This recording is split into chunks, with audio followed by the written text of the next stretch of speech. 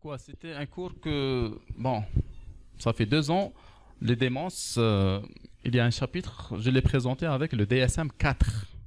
Puis après l'apparition du livre du DSM 5, la classification américaine des maladies mentales, donc on va le voir avec la nouvelle classification, c'est-à-dire le DSM 5. Est-ce que... D'accord. Déjà, c'est quoi une démence? Balarabia, toujours. Kharaf, oui. D'accord. C'est quoi le kharaf? Oui. فقدان العقل. Un schizophrène. الجنون فقدان العقل. Très bien. C'est une perte de mémoire. Ça tourne autour de la perte de mémoire. La maladie la plus connue, c'est la maladie d'Alzheimer. D'accord? C'était un savant allemand qui a découvert cette maladie. Donc, qui fait une partie des démences. On appelle les démences, il y en a plusieurs, on va voir. Ou bien, les états démentiels, c'est pratiquement la même chose. D'accord. Introduction.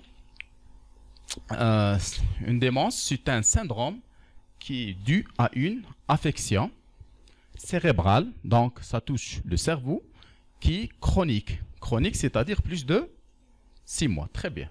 Donc, elle est généralement progressive dans la majorité des cas. Donc, c'est pas aigu, donc c'est progressif, avec bien sûr une perturbation et une détérioration de nombreuses fonctions cognitives. C'est-à-dire, la première qui est la mémoire, très bien, l'idéation, l'orientation, la compréhension, le calcul, le langage, le jugement, donc sans altération de la vigilance. Donc, on a ce qui fait la différence avec le cours qu'on a vu ensemble, la confusion mentale, d'accord? Donc, dans la confusion mentale, nous avons des troubles de la conscience, avec le fameux score de neuro. Glasgow, très bien, d'accord? Avec général. Là, non. Il n'y a pas une perte de la vigilance. Donc, un petit rappel sur le phénomène de la mémorisation et de la le fait de se rappeler. Donc, pour se rappeler, il faut déjà mémoriser. Nous avons un stimulus. Donc, ça peut être un stimulus visuel. Vous voyez une personne, d'accord? Ou bien auditive, ou bien tactile. L'odorat, d'accord? Donc, avec les organes de perception, donc nous avons la première mémoire, c'est une mémoire sensorielle qui ne va pas dépasser 1 seconde, d'accord? Puis avec de l'attention, l'attention ou bien la concentration, d'accord? Ça va se fixer dans la mémoire à court terme, ou bien on appelle ça mémoire de travail, d'accord? Donc, plus vous vous concentrez sur une chose, plus ça va se mémoriser. Donc, lorsque vous apprenez un cours, par exemple, l'objectif, c'est quoi? C'est d'être dans c'est dans la mémoire à long terme. Donc, vous voyez le cours, qu'il y a des gens qui sont visuels, ils lisent, ils apprennent en lisant, ou bien qu'un d'autre en écoutant. علاش كاين certains étudiants يقول لك انا كون ما نحضرش الكور ما نفهمش حتى يقرا مش كيقرا مش ما يفهمش mais le fait d'écouter d'accord, ça va renforcer avec de l'attention, plus vous concentrez sur un sujet, plus ça va rentrer dans la mémoire de travail. Et en répétant درس كي تجيو تحفظوه كنا صغار, la répétition ça fixe les idées. Donc c'est en répétant que ça va passer dans la mémoire à long terme ou bien à long cours, d'accord, qui peut durer des jours, des mois ou des années, d'accord. Si vous n'allez pas répéter, vous ne pouvez pas récupérer et donc vous allez oublier. D'accord? Donc, on va faire un petit test. شحال numéro de téléphone تاعك؟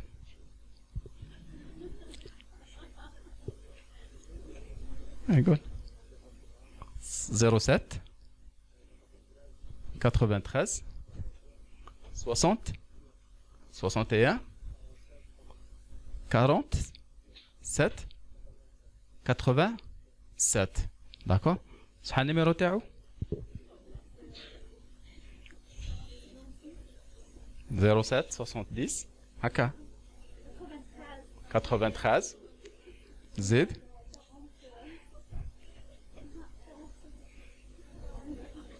Donc, pourquoi on n'a pas pu... Est-ce qu'il y a une personne dans la salle qui a pu le mémoriser? Donc, علاش? Vous n'étiez pas concentré. Cette fois-ci, essayez de vous concentrer. Le numéro de téléphone تاعك? 07 93 61 47 87. هيا شكون اللي حفظه؟ عاودي.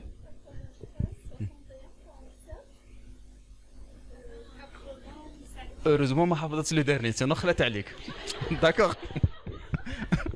D'accord. Bon, إلا جا عيطوا لك اليوم عرف شكون.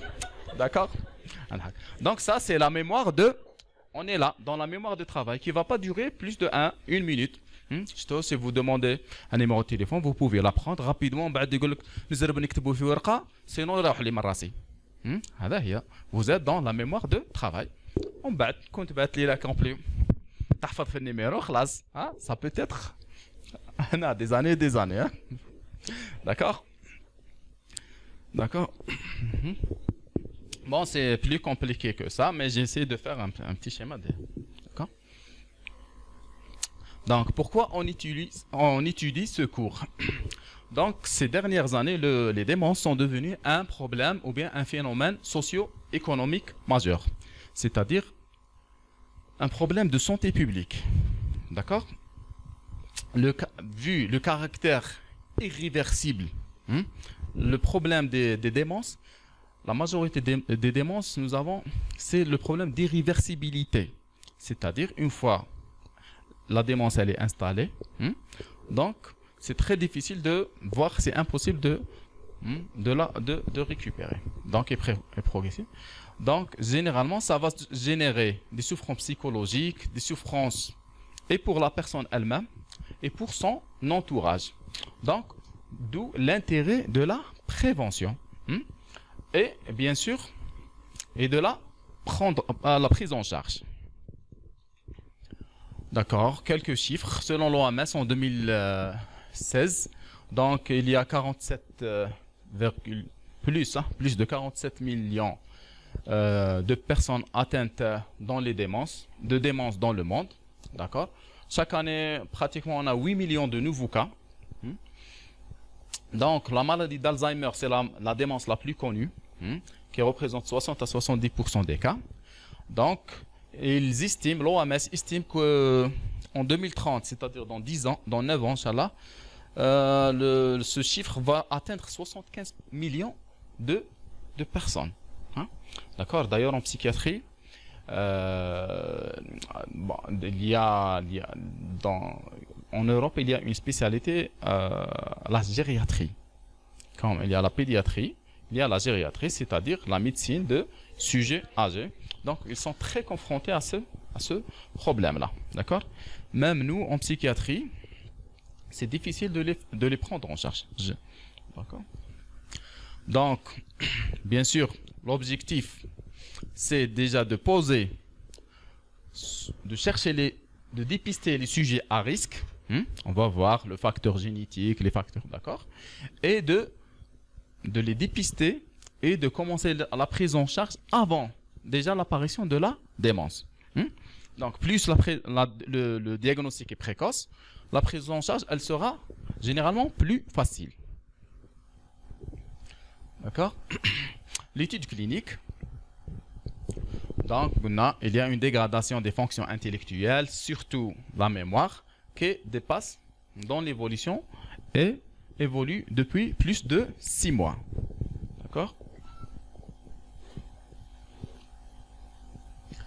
Donc, d'accord, donc généralement, le mode de début, généralement, il est insidieux, c'est-à-dire silencieux. Des fois, au stade final. D'accord? Donc, et peut rester longtemps méconnu. Donc, des fois, le patient a plus ou moins, plus ou moins conscience de ses troubles. C'est-à-dire, le patient يقول لك أنا بديت نكبر ساعة على ساعة ننسى. Donc, هادو ces signes, surtout si le patient se plaigne, يشكي منهم. Donc, il faut les prendre, il faut bien écouter le malade, et bien sûr, il faut déjà chercher, il faut suspecter déjà une démence, il faut demander des tests, demander un avis. Hein. Si vous êtes si vous pouvez vous-même, on va voir, c'est pas très difficile de poser le diagnostic. Vous pouvez vous-même poser le diagnostic et commencer, vous l'orienter directement. D'accord? D'accord. Suivante. Donc, les symptômes, c'est l'étude clinique. Donc, le premier symptôme qui est les troubles de la mémoire, qui sont constants et nécessaires pour poser le diagnostic. Mais tu dis une démence ou des troubles de la mémoire. Donc,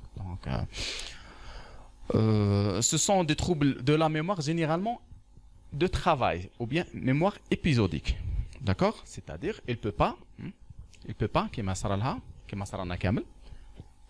on n'a pas pu fixer des informations, de nouvelles informations, ou bien de nouveaux souvenirs. D'accord? Des événements familiaux récents. يزيد عنده par exemple un arrière-fils ou là, il peut pas s'en rappeler son nom, d'accord? Il va des rendez-vous, mais je fais aller les rendez-vous, d'accord? Des fois, il a des difficultés de s'orienter dans des lieux nouveaux. مثلا في الكارتيه تاعو normal عنده les repères تاعو, mais une fois dans une nouvelle ville ou bien dans un nouveau lieu, généralement il peut se perdre. D'accord? D'ailleurs, le problème et la difficulté à assimiler de nouvelles informations. D'ailleurs, généralement,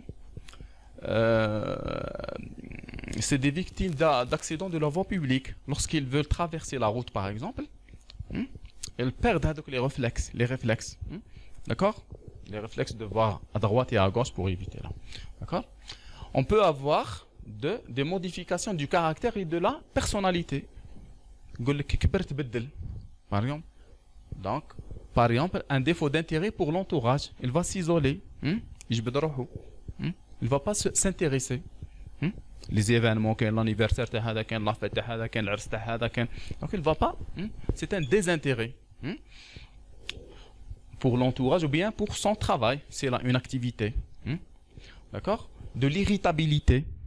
Il peut devenir irritable, de la névrosité, d'accord? Des accès de colère. Des fois, à l'inverse, de bavardage. Il y sans cesse, il bavarde. Donc, avec un affaiblissement ou bien perte de jugement, des fois de la prodigalité, c'est-à-dire le karam ou le tabdir, que l'ouah de la limite, ou bien de l'avarice. Avare, il devient avare, maintenant, d'accord? 3, on peut avoir des troubles du comportement. Généralement, ils sont choquants. Généralement, les troubles du comportement, ça apparaît à un stade tardif. Des fois, il y a des conduites, j'ai des patients, des conduites de dénudation, par exemple. Sans habit. D'accord? Ou bien il va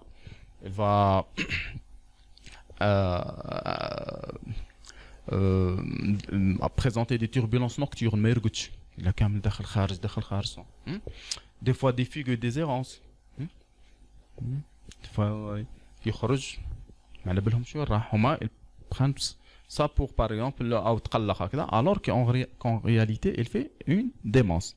Donc ou bien des fois d'attitude d'opposition. D'accord? Il va s'opposer معناتها يعارض. D'accord? 4e, des troubles de l'attention, bien sûr. une diminution de l'attention spontanée, de la distractibilité, c'est-à-dire n'importe quel événement, il est distrait hein, par les événements. Hein. D'accord? Donc, qui se laisse distraire par l'ambiance environnante. D'accord? Du trouble du langage ou bien de l'aphasie. Donc, généralement, ça se manifeste par un manque de mots en langage spontané et de dénomination. L'exemple, par exemple, Hada, c'est quoi? Un stylo. Par exemple, on peut utiliser des mots passe-partout. Par exemple, أعطيني هذيك الحاجة أعطيني ولا يقول لك أعطيني هذيك اللي يكتبوا به. D'accord? أعطيني هذاك par exemple اللي يكتبوا به. D'accord? C'est des mots passe-partout. ولا يقول لك مثلا حل bon il dit que le geste انت تفهم باللي il veut ouvrir la porte, mais si vous lui demandez c'est quoi ça, il va trouver vraiment des difficultés pour d'accord, ou bien des fois de la praxis, ça la phase ça touche la sphère, c'est le langage, là ça touche l'activité, donc avec tel gars par exemple des troubles de l'activité caractérisé par l'incapacité d'effectuer sur commande des mouvements orientés vers un but. Par exemple, le fait de s'habiller. Généralement, d'ailleurs, on a posé une question. Des fois, on n'a pas beaucoup de temps pour faire le test. Est-ce qu'il يلبس وحده ولا تلبسوه؟ يقول لك كل ما نلبسوه حنا ما يعرفش يلبس. Alors, pour nous, c'est un geste très simple. Mais pour lui, non. Donc, l'agnosie, ou bien c'est l'impossibilité de reconnaître certains objets et ou bien certaines formes. D'accord? Des fois, ça peut se manifester par un syndrome délirant, un délire de jalousie, un délire de référence. Ou bien on peut avoir des syndromes thymiques, ou bien des troubles de l'humeur, soit par une euphorie farha, qui dont la cause n'est pas là, ou bien à l'inverse, une dépression. On va détailler ça dans le trouble de l'humeur. Vas-y, suivante. Et une désorientation dans le temps et dans l'espace, généralement le stade final. Une désorientation dans le temps et dans l'espace, généralement. D'accord. Le diagnostic. Pour poser le diagnostic, c'est comme dans toutes les autres spécialités. On commence par l'interrogatoire. Donc, il doit être minutieux, généralement fait avec l'entourage. Il précise les modalités d'apparition, l'évolution des troubles, l'évolutivité, les antécédents familiaux, c'est très important. Généralement, quel est le facteur génétique? Par exemple, quand je pose la question, est-ce que في العائلة كان واحد كبر حتى نخرف? Généralement, dans 80% des cas, ou plus, ils vous disent oui, باباه كبر بزاف حتى نخرف, عنده خالو, عنده, d'accord, عنده عمو, عنده, d'accord. Donc, des antécédents traumatiques. حكيت لكم عليها لا فياي تاع لا dernière fois. D'accord. Elle a eu un traumatisme. Jette, c'était un tableau haka. Elle était confuse. Quand j'ai posé la question, elle avait des troubles de la mémoire et tout ça. Donc, oui, 3 ou bien 4 mois auparavant, elle a eu un accident, un traumatisme crânien. Donc, quand j'ai demandé un scanner, une TDM cérébrale, c'était un hématome sous-dural, d'accord, ou bien infectieux, donc une méningite, on va voir, ou bien des antécédents psychiatriques, d'accord, d'accord. Puis, donc, il faut faire un interrogatoire minutieux, d'accord. Est-ce qu'il a des antécédents, par exemple, d'asthée, de diabète, d'athérosclérose, on va voir pourquoi. Donc, puis il faut examiner le patient. L'examen, elle peut vous orienter vers d'autres causes, d'accord. Puis il faut demander un bilan biologique standard, hépatique, sérologique, en fonction de votre interrogatoire. Donc, il faut faire tenir une imagerie cérébrale, soit une TDM ou bien une IRM cérébrale, donc afin d'éliminer une tumeur, un hématome, tout ça, une hémorragie, d'accord. Puis, on peut demander des examens psychomotriques, c'est-à-dire, donc, l'examen le plus utilisé, c'est MMSE, le Mini Mental Test de Folstein. D'accord? Avec ce qui va évaluer l'efficience cognitive globale et ça va nous permettre d'évaluer la sévérité de la démence. Moins de 24, c'est maintenant, il est 24 sur 30, et là, une démence. Nous avons le test de l'horloge, on va le faire ensemble. Nous avons le test de l'horloge, on va dessiner au patient, en fonction du niveau intellectuel du patient. D'accord? Lorsque le niveau intellectuel est élevé, on peut utiliser ça. Lorsque le niveau intellectuel est plus ou moins, on peut utiliser le test de l'horloge. Le test de l'horloge, c'est quoi?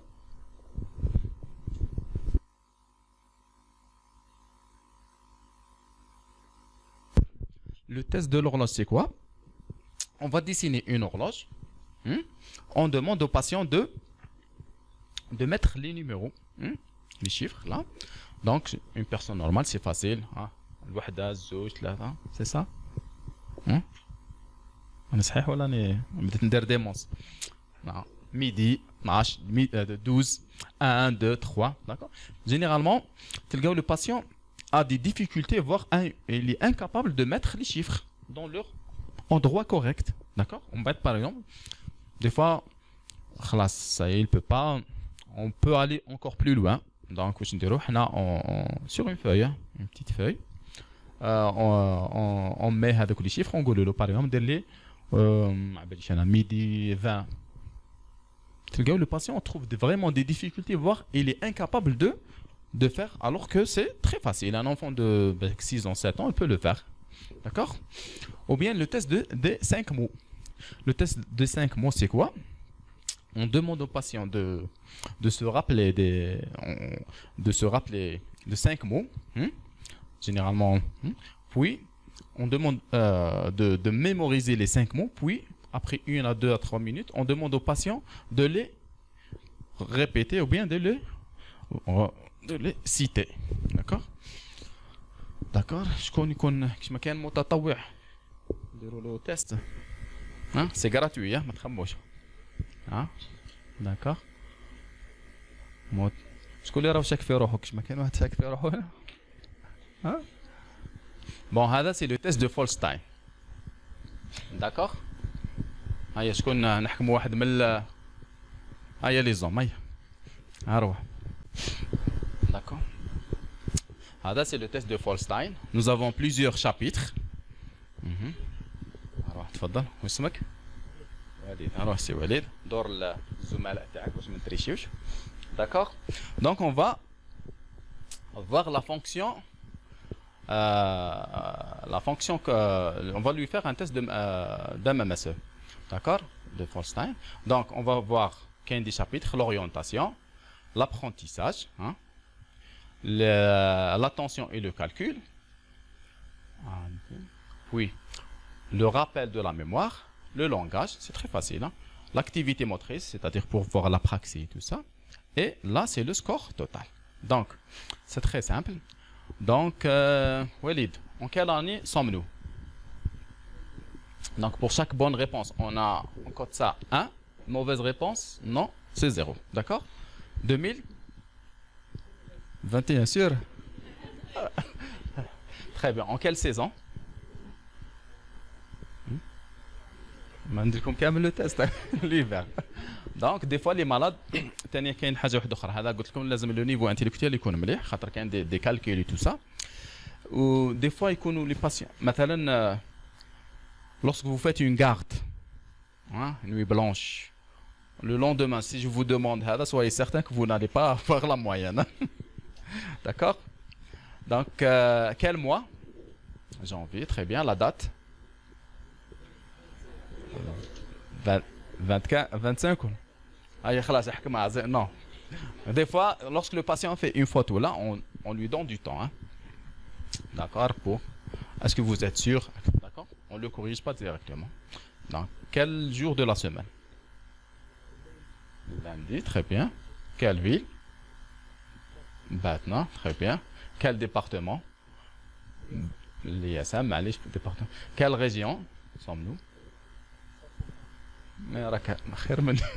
الله يبارك. هاي هذه مستحيل تجيبها. Quel est le nom de la rue? Des fois c'est un peu difficile, hein? D'accord?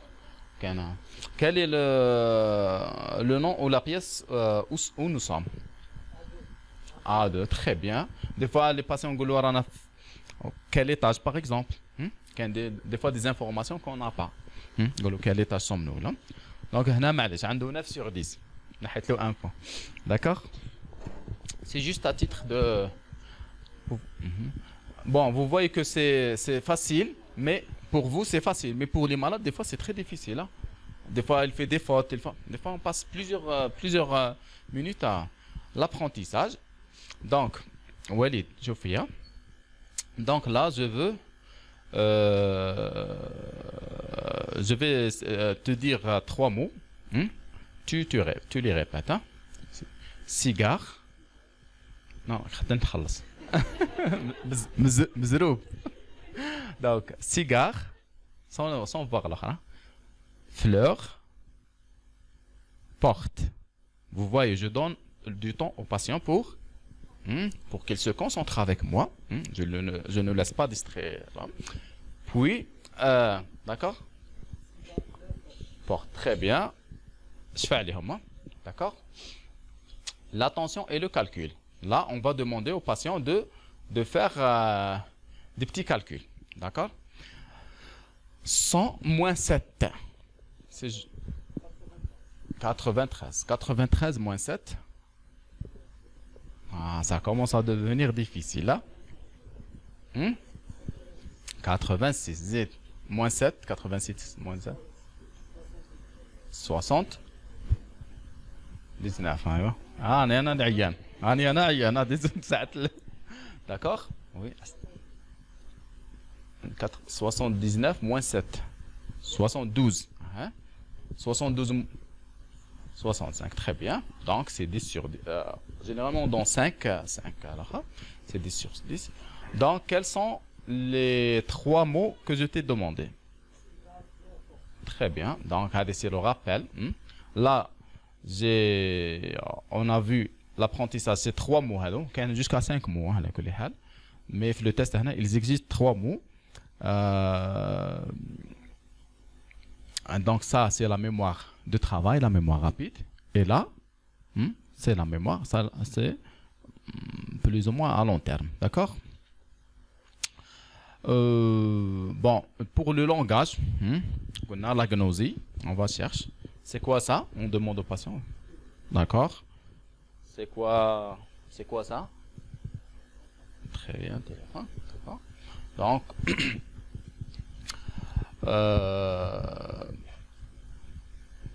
puis on peut demander un crayon, de différents objets. Hein. C'est pas un rôle.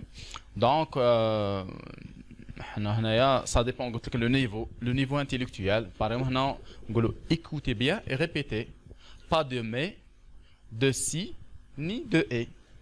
On demande, hein, c'est un peu difficile. Ça nécessite beaucoup de concentration. Donc, puis on demande à la personne de prendre ce papier, un papier dans la main droite. On lui demande de la plier en deux, puis la jeter dans une poubelle ou bien par terre. D'accord? Puis, dans une feuille, sur une feuille, on va écrire par exemple, fermez les yeux, vos yeux. On demande au patient de faire ce qui est écrit sur le papier, sur la feuille. D'accord? Généralement, c'est... Mais pour nous, pour un sujet, c'est facile. Puis, on a l'activité motrice. Donc, on va demander au patient de fixer cet objet, ce polygone, les 2 polygones, avec les angles. Puis, on demande au patient de les dessiner. D'accord? On va voir s'il peut les faire à 2 mois. D'accord? C'est maintenant. S'il ne peut pas, donc on va faire la cotation de chaque chapitre. Là, c'est le total. Et si le score est plus de 24 et supérieur à 24, maintenant la personne elle est normale. Mais des fois qu'il trouve 24, 25, il faut revoir. Il faut revoir le patient chaque mois, ou bien en fonction des facteurs de risque, en fonction, d'accord? Merci Walid, يعيشك. صح. راك مليحة. D'accord. Donc, ça. D'accord. Là, comme on l'a déjà dit, donc actuellement, on parle plus de, dans le DSM 4, on parlait de démence, délirium, troubles amnésiques et tout ça. Là, dans le DSM 5, on parle de troubles neurocognitifs. Donc, si vous lisez dans certains articles le trouble neurocognitif, ça veut dire état démentiel. D'accord? Donc, c'est la classification, le DSM. Voilà, le DSM 5. Suivante. Là, vous avez les différentes causes en fonction. La maladie d'Alzheimer. Donc, la maladie d'Alzheimer, généralement, c'est une maladie dont on peut la suspecter, mais le diagnostic généralement de certitude, c'est en post-mortem. C'est la biopsie. Mais jusqu'à ce jour, qu'il y a des labos qui font la ponction lombaire pour voir un certain type de protéines, le taux est très élevé, ça peut nous guider vers le diagnostic d'Alzheimer. Mais c'est un ensemble de critères, mais le diagnostic de certitude, c'est en post-mortem, après, d'accord? Fonction. Il y a deuxième type, la dégénérescence lobaire frontotemporale. Donc là, vous avez une dégénérescence des lobes temporales et du lobe frontal. Généralement, vous trouvez, ça touche beaucoup plus le sujet jeune. À la maladie d'Alzheimer, généralement, c'est le sujet âgé, 60, 65 ans, là, il faut. Mais c'est très très rare. Qu'il y a des cas familiales, des cas familiaux, des formes familiales de maladie d'Alzheimer qui commencent un peu très tôt, mais c'est très rare. C'est des familles bénines. Par contre, la dégénérescence, la DFT, dégénérescence fronto-temporale, là, fronto-temporale, très bien. Là, qu'est-ce que nous avons? La dégénérescence, elle atteint une prédominance, les deux lobes, c'est-à-dire le lobe frontal et le lobe temporal. D'accord? Même lorsque vous faites un scanner, vous allez voir une atrophie fronto-temporale. Il y a l'autre maladie, la démence à corps de Lévy. Bien, d'accord? Il y a la démence, ou bien les maladies vasculaires, ou tout ce qui touche, bien on appelle ça démence vasculaire, c'est dû à une atteinte vasculaire. Des AVC, très bien. De l'HTA, très bien. Surtout les HTA mal équilibrés. Je pense les complications de l'HTA. Mémoire long terme, module de cardio, le tiroir. Voilà, خلاص ما courte. شفتوا l'examen, ça y est. D'accord? Démence vasculaire, Z. L'athérosclérose. Les athéroscléroses, ça donne. D'accord? Lésion cérébrale traumatique. شفتوا Mohamed Ali Klay. Même des traumatismes. Bon, quand les grands traumatismes cérébraux, c'est-à-dire un accident, traumatisme crânien, le coma, généralement les gens gardent des séquelles et tout ça. Ok, même les micro-traumatismes, les gens les déroulent la boxe. Quand les gens les déroulent la boxe, surtout les gens de haut niveau. C'était Mohamed Ali Klay, comment? C'était suite au traumatisme. Le cerveau a son cerveau a reçu beaucoup de traumatismes crâniens. D'accord? D'accord? Les substances ou bien certains médicaments. D'accord? Substances, par exemple. Les intoxications. Attends. L'alcool, très bien. L'alcool, à long terme, ça donne des médicaments. Donc, on va les voir. Par exemple, les benzodiazépines. المحربشات. Oui, à long terme, ça donne des troubles mnésiques. L'héroïne, la cocaïne, ça donne des troubles de la mémoire à long terme. Les benzodiazépines ou bien les dérivés benzodiazépiniques. D'ailleurs, il y a des règles strictes de leur utilisation. On va la voir dans le cours des thérapeutiques. Par exemple, le bromazépam, hein, l'exomil, hein, qui est-il, hein, السلوم. يطلع السلوم يطلع من بعد ينقز مليه يجي على راسه. D'accord? Certaines infections, hein, HIV, tout ce qui peut toucher le cerveau, les méningites, tout ça, hein. Maladie à priant. C'est quoi? Creutzfeldt-Jakob. ما توجي بها. La vache folle, c'est ça, la maladie à priant. La vache folle, بقرة المجنونة ولا.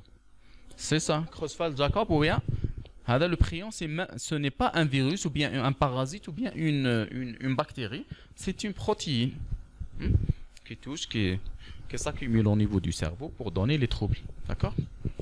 D'accord, ça peut se manifester par une démence. D'accord? Maladie de Parkinson. Le Parkinsonien.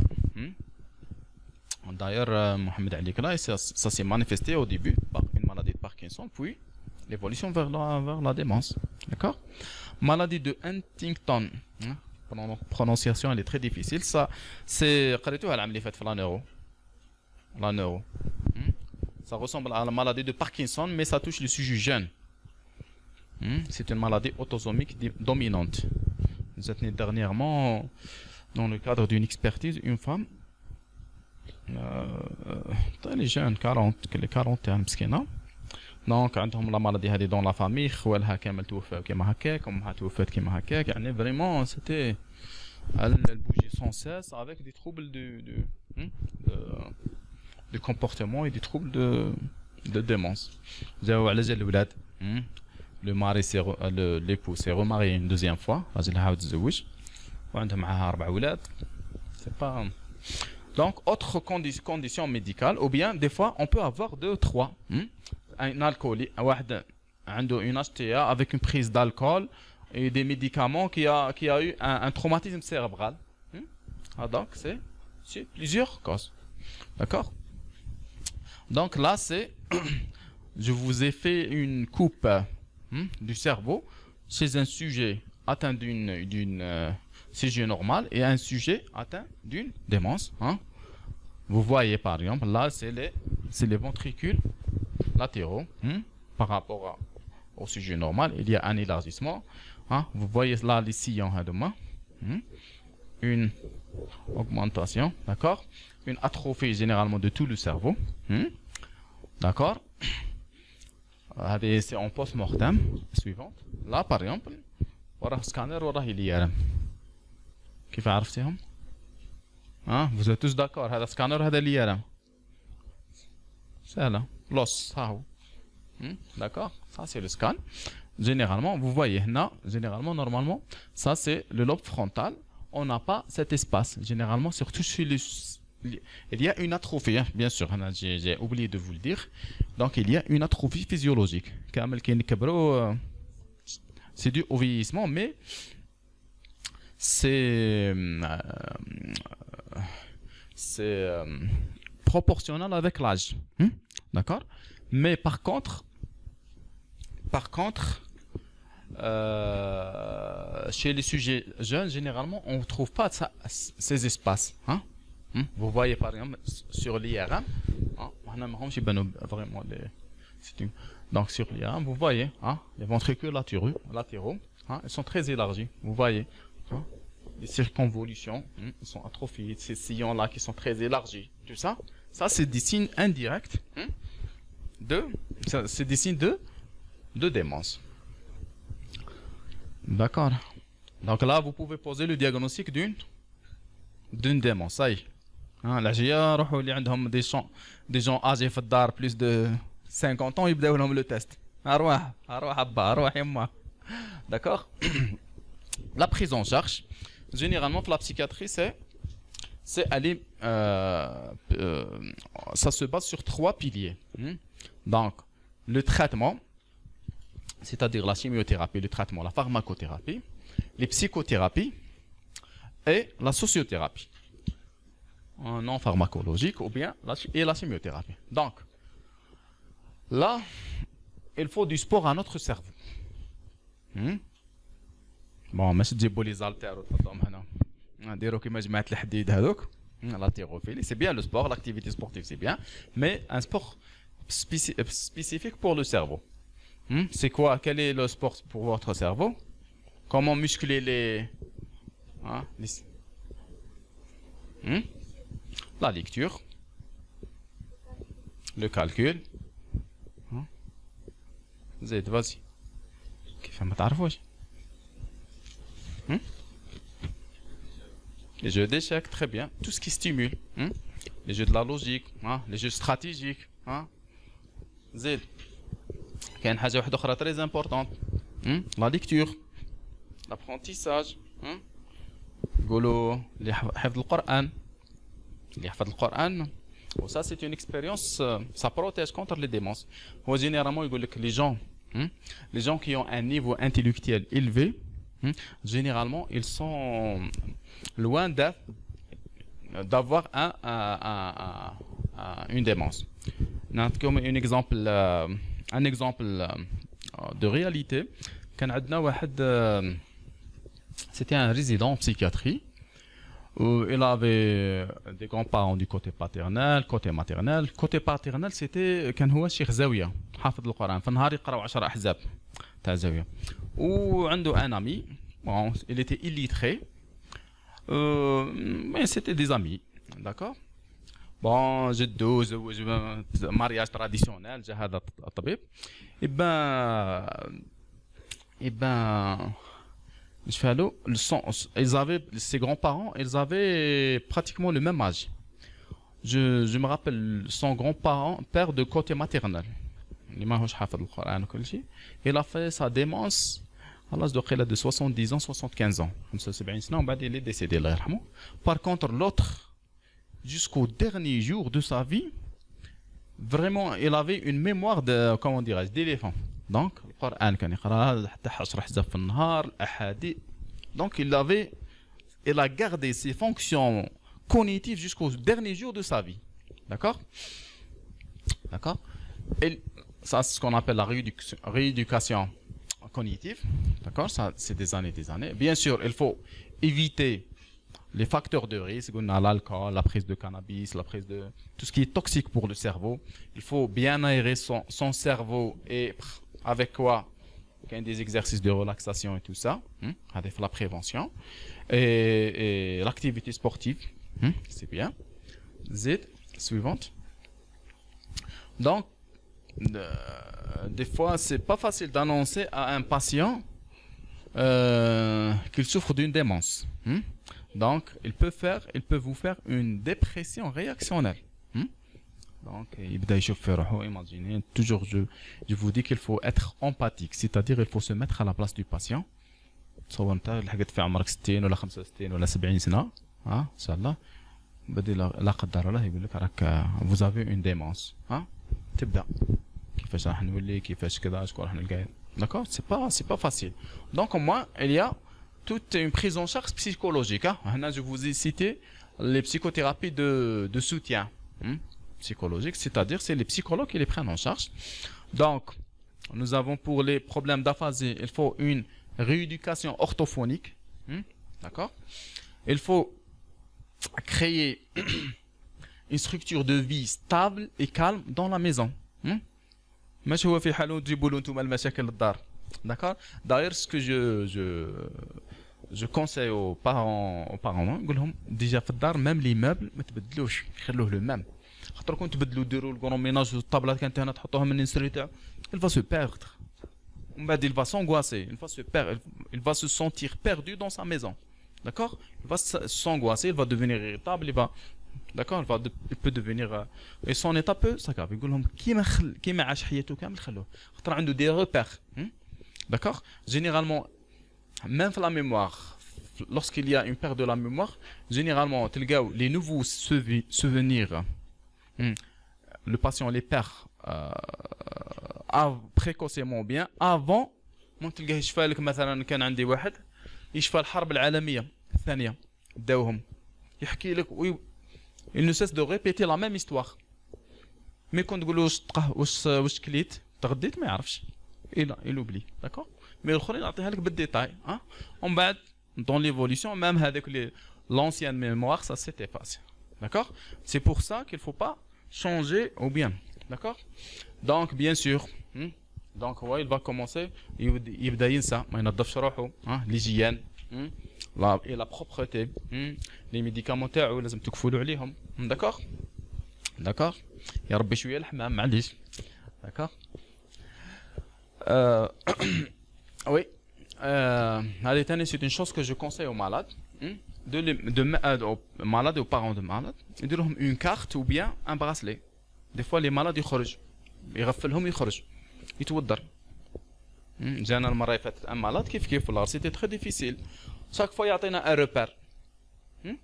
جا من باركه نسكن في باركه واش من بلاصه في باركه, مره يعطينا بلاصه هذه, مره يعطينا بلاصه هذه, مره الوغ سي لا من بعد واش درنا كاسكو on était obligé de le fouiller. فتشناه كاش ما نلقاو اون كارت ولا ان نيميرو تليفون بور لي كونتاكتي, ولينا حكمناه ولينا عيطنا للجدارميه كاش ما عيطنا لابوليس.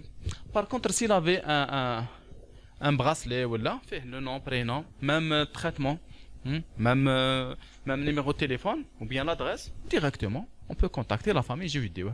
D'accord? Donc c'est des choses simples mais qui sont très efficaces sur l'eau. D'accord?